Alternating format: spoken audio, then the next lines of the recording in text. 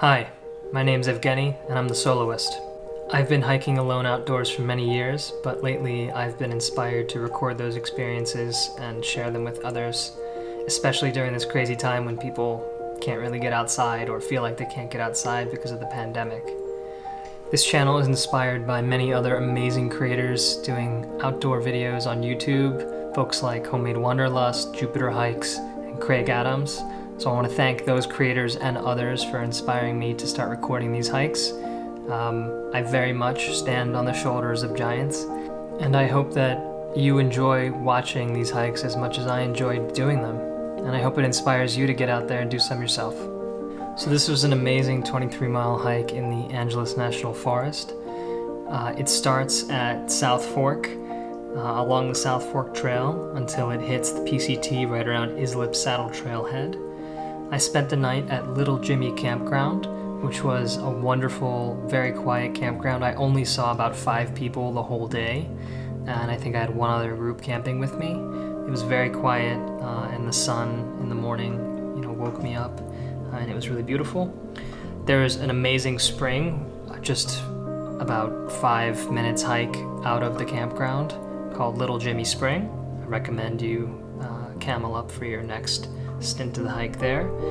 And then you follow the PCT, a total of about 12 miles on the PCT, until you hit Mount Baden-Powell. At that point you can choose to climb it or not. I went around it because I had already done a ton of elevation gain, and then I came down a ton of switchbacks to cross Route 2, and that's when you will leave the PCT. And I recommend you do this hike counterclockwise the way that I did, because coming down the switchbacks from Mount Baden-Powell was wonderful. Going up those switchbacks probably would be decidedly less so. Once you cross Route 2, you are on the Manzanita Trail, and that is about 4.5 miles back to South Fork. That part of the trail is not as well maintained. It's a county trail.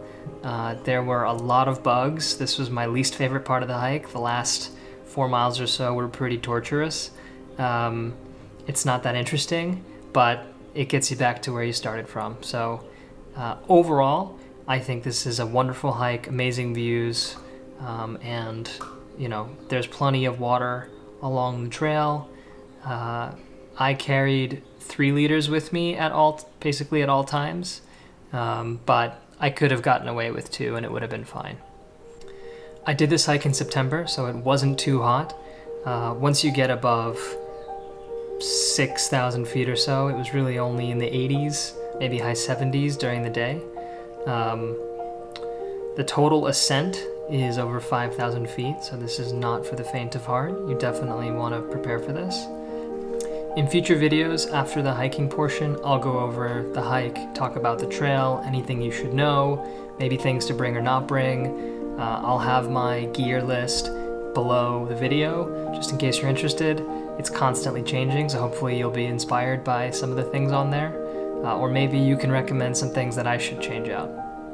This is The Soloist. Thanks for watching.